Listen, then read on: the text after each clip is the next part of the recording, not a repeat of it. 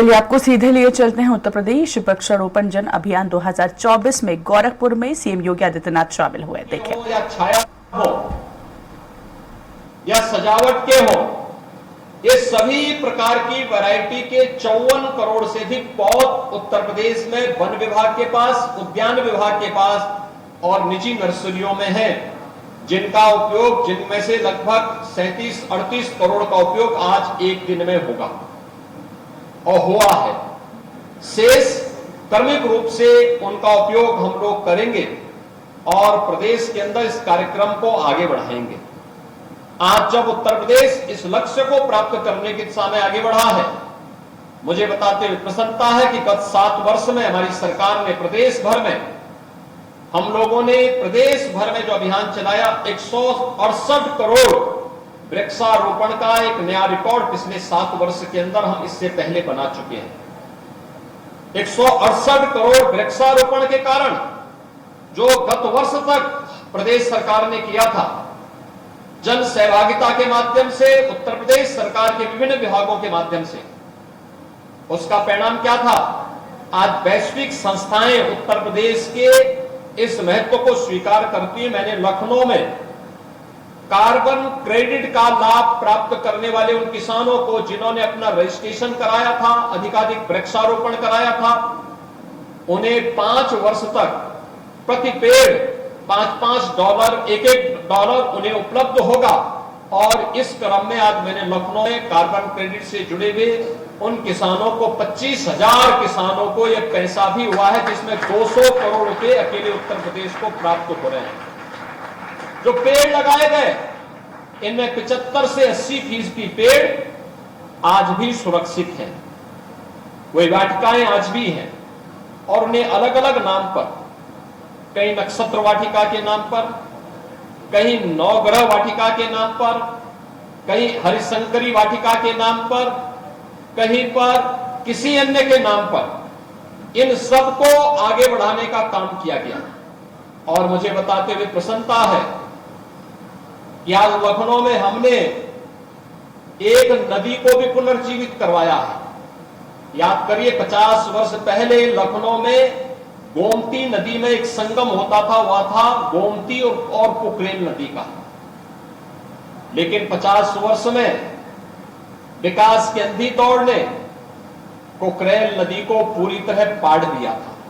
भूमाफियाओं ने इसमें कब्जा कर लिया था और कब्जा करने का परिणाम क्या था?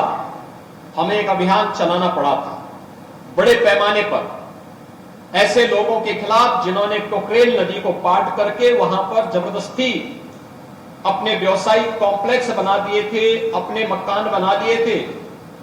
ऐसे बहुत सारे बांग्लादेशी और रोहिंग्या वहां बस चुके थे, उन्हें हटाने का काम किया गया। इसके लिए माननीय उच्चतम न्यायालय तक लड़ाई लड़ी गई और आज वहां पर भगवान राम के छोटे भाई, जिनके नाम पर लखनऊ बसा है, उनके नाम पर सौमित्र वन और शक्ति वन का हम लोगों ने वहां पे पुनर्गठन करने की कार्रवाई करके पोखरेल क्षेत्र को एक बार फिर से हम लोगों ने लखनऊ में, प्रदेश की राजधानी लखनऊ में इको टूरिज्म के एक नए स्पॉट के रूप में विकसित करने की कार्रवाई को आगे बढ़ाया है। यह अभियान तो हमारा आगे बढ़ रहा है। गोरखपुर में भी जू है। काकोरी कांड के नायकों में असफाउल्ला खान, जिन्होंने देश की आजादी के लिए पंडित राम प्रसाद बिस्मिल, ठाकुर रोशन सिंह, चंद्रशेखर आजाद, इन सभी क्रांतिकारियों के साथ मिलकर के देश की आजादी के लिए अपना सर्वस्व ने न्यौछावर किया था, उनके नाम पर बने हुए इस प्राणी उद्यान में वृक्षारोपण के कार्यक्रम को हम आगे बढ़ा रहे हैं। गोरखपुर में भी गुड़दोहवा नाले का संरक्षण करके उसके माध्यम से जल निकासी की समस्या का स्थायी समाधान करने और अतिक्रमण को हटाने के एक बड़े कार्यक्रम को प्रदेश सरकार स्थानीय हमारी अथॉरिटी के साथ मिलकर के उस कार्यक्रम को आगे बढ़ाने का कार्य कर रही है। मेरा यह मानना है, जब नालों से अतिक्रमण हटेगा तो शहरों को हम जल जमाव से मुक्त कर पाएंगे। अन्यथा गलत कार्यों के लिए, अपने स्वार्थ के लिए एक व्यक्ति गलत कार्य करता है, लेकिन भुक्तभोगी पूरे मोहल्ले को और पूरे समाज को होना पड़ता है। और इसलिए किसी भी प्रकार के गलत कार्यों को हमें किसी भी प्रकार से प्रश्रय नहीं देने देना है। इस विश्वास के साथ आज गोरखपुर में भी ये प्राणी उद्यान, आज आपने देखा होगा यहां पे अलग अलग प्रकार के प्राणी आए हैं, वन्य जीव हैं। ये मनोरंजन के भी माध्यम बने हुए हैं और साथ साथ ज्ञानवर्धन के भी। ये हमें ये दिखाने का प्रयास करते हैं कि जीव सृष्टि की जब हम बात करते हैं तो केवल मनुष्य ही नहीं है, जीव भी है, जंतु भी है। जब इनमें बेहतर तालमेल होगा, बेहतर संतुलन होगा और बेहतर समन्वय होगा तो दोनों की सुरक्षा एक और दोनों की रक्षा एक दूसरे के साथ जुड़ी हुई है। प्राणी उद्यान में ये वृक्षारोपण का एक कार्यक्रम इसी अभियान के क्रम में है।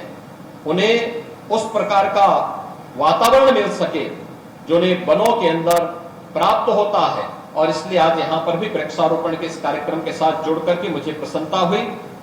मुझे आज ये बताते हुए प्रसन्नता है कि जनता जनार्दन की जो सहभागिता वन विभाग के साथ, पंचायती राज और ग्राम्य विकास विभाग के साथ, नगर विकास के साथ और अन्य सभी संबंधित विभागों के साथ देखने को मिली है, ये जन सहभागिता किसी भी आंदोलन को सफलता की नई ऊंचाइयों तक पहुंचाती है। और उन्हीं नई ऊंचाइयों में एक दिन में इतने करोड़, इतनी बड़ी पैमाने पर वृक्षारोपण का ये नया रिकॉर्ड अपने आप में एक नया कीर्तिमान है।